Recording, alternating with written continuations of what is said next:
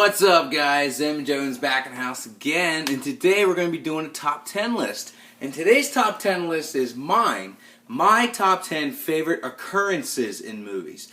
Things that happen in movies that I always hope happen. And I'm not saying the feel good, the guy gets the girl, that kind of stuff. There's small things in movies, the things that you really hope that you just like to see in movies because it makes it a better movie. You know, the nuances, the little things are, make the big things better. That kind of list. So I have 10 things that I've been thinking about for the past couple of days. And I'm like, what do I really like in movies? And this is what I like. I'm going to go from 10 to 1. This is what I'm going to go from 10 to 1.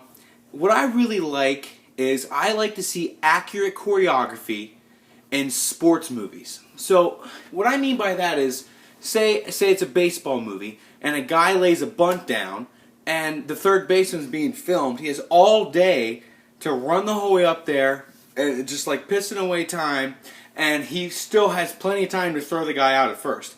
That is very inaccurate in sports movies and also for baseball. Usually the guy who's laying a bunt down is fast. So show that. I don't like how some movies are just so inaccurate with in terms of sports, with how they show the actual motions of sports.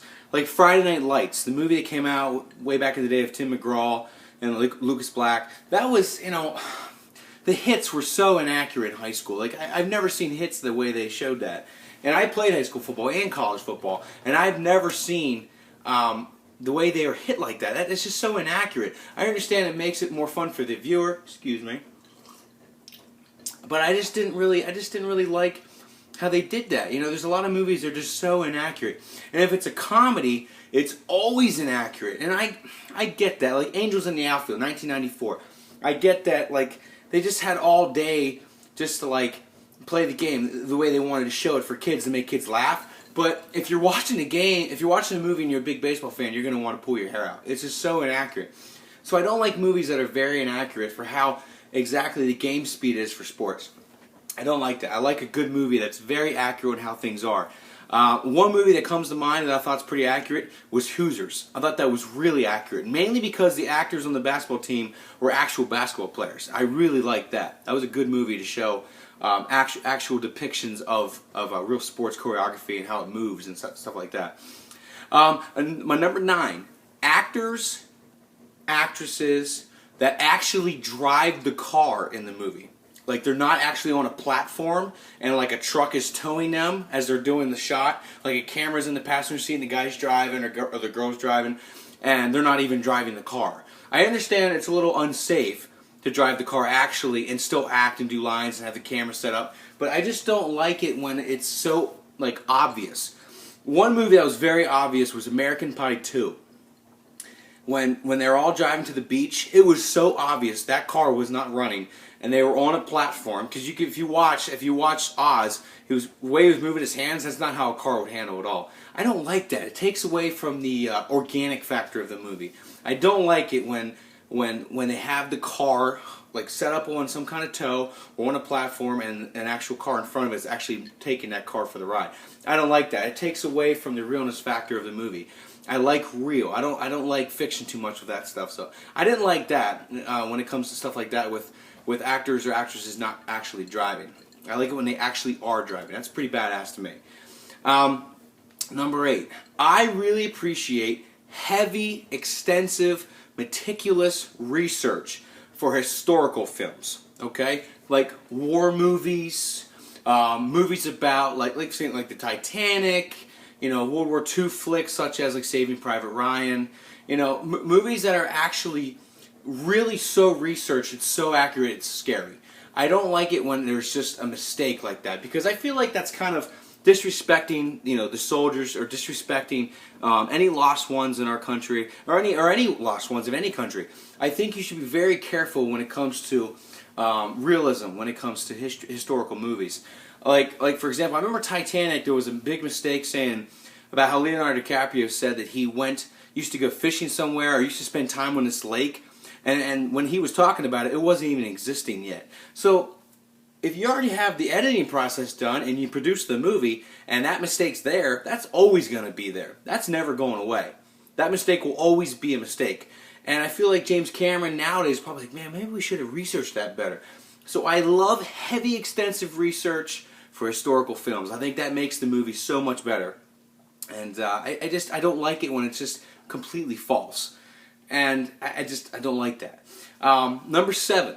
One thing that I think is so important, especially if you're a very observant person like myself, especially as a movie viewer, I'm very observant. I hate shitty extras. I like trained extras. People who know how to be in the background and make it look real. And they don't look at the actors when they're doing their dialogue. They don't make overacting type motions. You know, they don't act silly, they don't act goofy. They actually look like they're supposed to be in the scene as people in the background, and they're not trying to be too ridiculous. I would definitely pay a little extra money as a producer or director or just a production company to make sure we have good extras. I know it seems silly, but you'd be surprised how bad you can really see the extras in the background, especially nowadays with Blu-ray players and Blu-ray discs. You can see things so much more clearer. The clarity is exceptional. And I always see just shitty acting in the background of extras. They talk with their hands so much and they're motioning, and it just seems so fake. It doesn't seem very organic. I don't like that. So I can't stand that. I can't stand that. I want good trained extras. That's the bottom line. Trained extras that you know what to do. You don't look like a schmuck. You know, look cool. Number 6. Excuse me. A little White Russian. Number 6. I love a great soundtrack, a great score. You know, all those movies have great soundtracks. Rocky has a great soundtrack. Jaws has a great soundtrack. Jurassic Park has a great soundtrack. The Dark Knight Rises, Lord of the Rings, Catch Me If You Can. I'm even going to say 1995 called Friday, the hip-hop movie. Fantastic soundtrack. Phenomenal soundtrack. Ice Cube, Dr. Dre, Jesus, what a great soundtrack. It's all about the soundtrack. I swear, movies nowadays, they don't really worry about that stuff much anymore. But when I was younger, I used to go to the music stores and buy just the movie soundtrack because I always liked the music in the movie. I love a good soundtrack for a movie. I think they should take it way more serious. One of the greatest soundtracks of all time, in my opinion, was Forrest Gump. Classic rock to the T. 70s rock, late 60s rock, 70s, all that kind of stuff. Just awesome rock. A lot of against war kind of music, a lot of happy people kind of music. Just a very, a little hippie-ish, but it was excellent music. Mamas and the Papas, Jimi Hendrix, CCR. That was just some of the best music. And I remember Forrest Gump so much just because of the music playing during certain shots. Like For What It's Worth by Buffalo Springfield was when Forrest Gump was walking in Vietnam. I always remember that song to that part. So what does that do for the viewer? That makes you want to watch the movie over and over, maybe tell other people about it, maybe buy it, and when it comes out for another extended Blu-ray or some 20th anniversary special. But either way, people who did Forrest Gump are getting paid for that because more people still want to buy stuff from them. So have a good soundtrack. People don't forget movies because of a great soundtrack. I know I don't. I love certain movies because of the soundtrack. A really funny movie came out in the 80s, mid-80s, late 80s, something like that. Planes, Trains, and Automobiles. John Candy, Steve Martin. They have a great soundtrack, not because it's big-known, well-known artists. No, there's like no well-known artists, but the score of it's fantastic. Like every scene, the music paints the scene really well. Check out that movie for the soundtrack. You'll know what I mean. I just love the music for that movie. So that's my number 6. Number 5. Not that you're supposed to give out your actual phone number in a movie. I get that, for just privacy purposes. But back in the 90s, early 2000s, remember that? What's that number? What's your number? Remember that crap? 555 bum bum bum bum bum bum. It's like, okay, we know it's now fake. I know I'm watching a show. I know I'm watching a movie. I get that. But when you start off by saying 555, I just can't stand that. It's like, it's like you could have said 674 or 881 or 968. Just shock me. I'm probably not going to call the number, even if it is a real number. I'm probably just going to sit there, eat my popcorn, and watch the movie. I hated how they used to do that in like the 90s television shows and the 90s sitcoms, 90-hour-long special shows. Some of the movies, it was always 555. I hated that. I always knew it was fake then. Like, when I watch a movie, I try to get a little bit more vicarious. I try to put my mind into the movie too.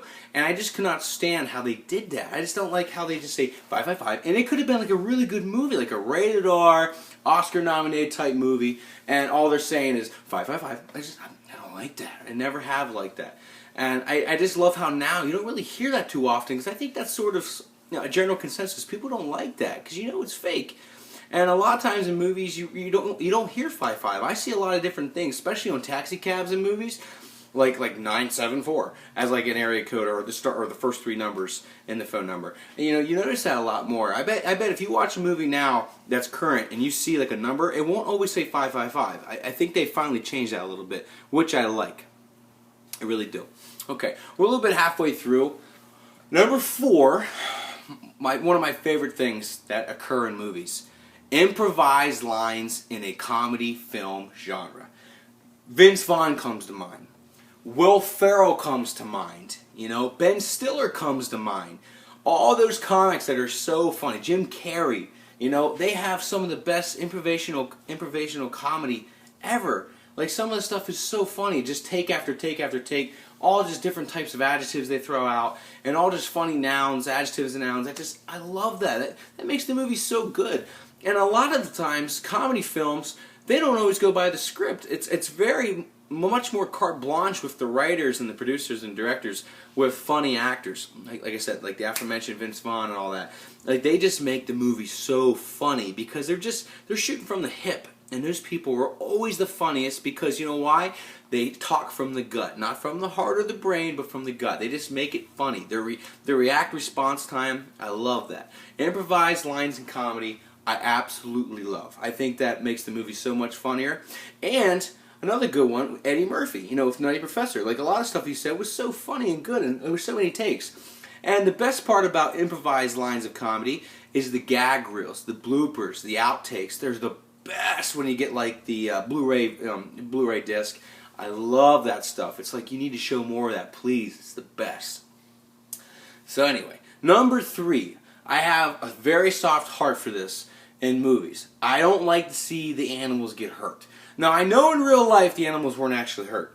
But in the movie, when an animal is actually hurt, I get sad. I hate that shit. I have a soft side a little bit, and that's where it's at in movies. I don't like to see the animals harmed. Now, I know they're not actually harmed in real life, but what I'm seeing on the theater and on the screen is they are getting harmed. I hate that. One of the worst movies ever for just animal brutality was Fluke. Check it out, 1994. Awful movie. Hated that movie. I think Eric Roberts was in there, Matthew Modine. Ron Perlman's in it from Sons of Anarchy. They're just dogs getting the shit kicked out of them the whole time. It's like, great. I just spent 2 hours of my life watching canines get the shit kicked out of them. It's awful. I don't like that. I hate that. Like I love the movie Halloween, but when Michael Myers kills the dog, it's like, Mike, you didn't have to do that. Jesus Christ. You didn't have to do that at all. And I don't know what, it bothers me. And another movie, 1996, called Fear. Mark Wahlberg. He killed Kaiser. I love that German Shepherd. It was a poor little redhead kid's dog. It's like, he dropped the head right in the kitchen. That's not nice. I hate that. It makes me just not want to watch the movie. I'm a dog lover. I absolutely love dogs. I don't want to see them hurt. Sorry. I'm sorry. If that makes me a bitch, I don't care. I don't like seeing dogs get hurt. Number 2. I just love that the heavier and the funnier actors are kind of back in the scene again. Like Melissa McCarthy, Rebel Wilson, those guys, they just kind of, guys and girls, they're heavy set, sex sells in Hollywood, let's be honest.